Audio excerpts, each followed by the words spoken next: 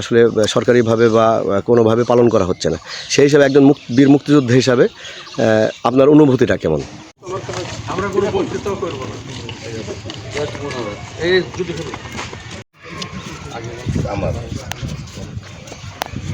কোনো কথা বলবো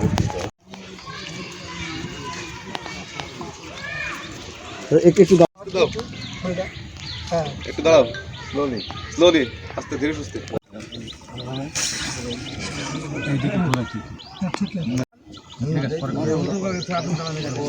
হাত দিয়ে ধরেন, নিচে হাত দিয়ে ধরেন, হাত দিয়ে ধরেন, নিচে হাত দিয়ে ধরেন।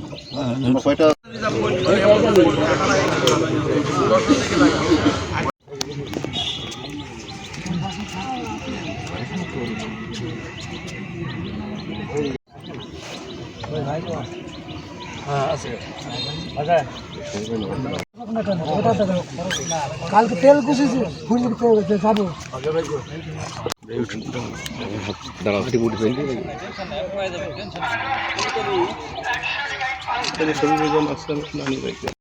খুব সমৃদ্ধির জন্য আমি ফাতে আসছি সাথে আর 3 মাস করে এক লাখ উল্টা আজকে ঐতিহাসিক 17 এপ্রিল মুজিবনগর দিবস।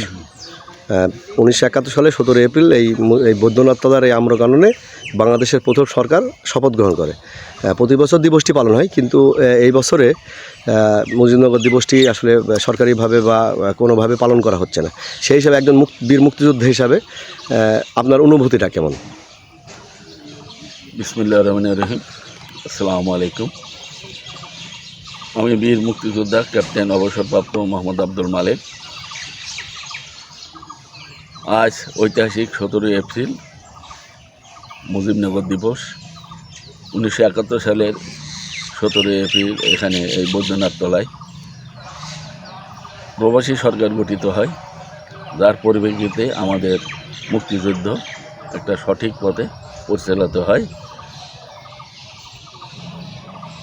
যেহেতু এই দিবসটা এ পর্যন্ত প্রতি বছর পালিত হয়, গতবারও পালিত হয়েছে অন্তর্বর্তী সরকারের আমলে, কিন্তু এবার একটু ব্যতিক্রম। তারপরেও আমরা মুক্তিযোদ্ধারা আসছি এখানে শ্রদ্ধা জানাতে।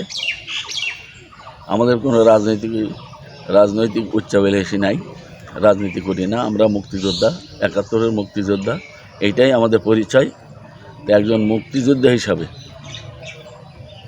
এই দিবসটা স্মরণ করার জন্য, শ্রদ্ধা জানানোর জন্য এবং বীর মুক্তিযোদ্ধাদের প্রতি দোয়া দরুদ পাঠ করার জন্য আমরা এখানে মুক্তিযোদ্ধারা উপস্থিত হয়েছি। সেই হিসাবে আমি মনে করি এই দিবসটা আমরা জীবিত থাকি বা না থাকি, যাতে যারা জীবিত থাকবে বীর মুক্তিযোদ্ধা তারা, এবং তারা না থাকলে তাদের সন্তানাদি, সন্তান কমান্ড, তারা যেন এই দিবসটা স্মরণ করে, এই দিবসে আনুষ্ঠানিকতা বজায় রাখে, শহীদদের প্রতি শ্রদ্ধা জানাই, এই আশা আমি ব্যক্ত করতেছি সবার।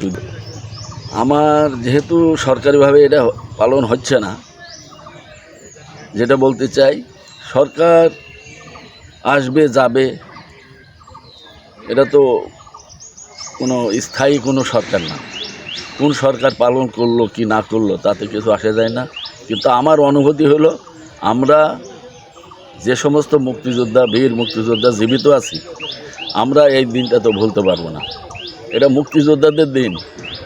1971 সালে যখন এখানে সরকার গঠিত হয়, প্রবাসী সরকার, সেটা আমাদের জন্যই। স্বাধীনতার ভিত্তি এখানে একটা সরকার যদি না থাকে, বিদেশিরা কেউ স্বীকৃতি দিত না, কেউ সহযোগিতা করতো না, কেউ সাপোর্ট করতো না। এই দিনে যে সরকার গঠিত হয়েছিল 1971 সালের, এই সরকারের অনেক তাৎপর্য। এখন কোনো দল স্বীকার করলো কি করলো না, তাতে আমরা কষ্ট পাই। এটা উচিত, সব সরকারের উচিত। এটা কোনো রাজনৈতিক রং দেওয়ার কোনো সুযোগ নাই। এটা একটা ঐতিহাসিক দিন, এটা বাংলাদেশের অস্তিত্বের দিন।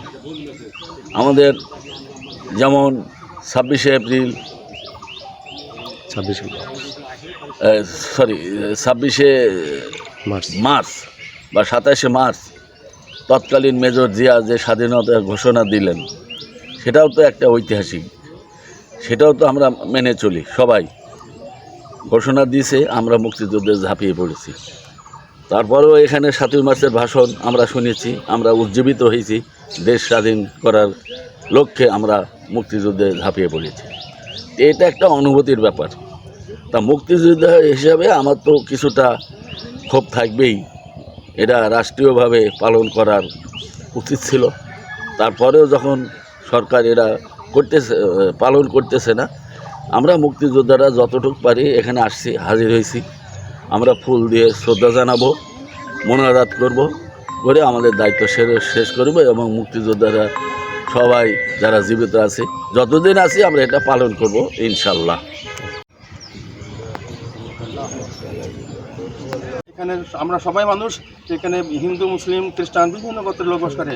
সবাই আমরা এক। তোমার কাছে আমরা সর্বশেষ অনুরোধ করছি আল্লাহ, আগামীতে হয়তো আমরা এখানে থাকবো না, আমাদের দোয়াটা আল্লাহ করছি। সবার সুস্বাস্থ্য কামনা করছি এবং আমার মিডিয়ার সাংবাদিক বাবাজিদের সবার প্রতি আমি শ্রদ্ধা জানাচ্ছি।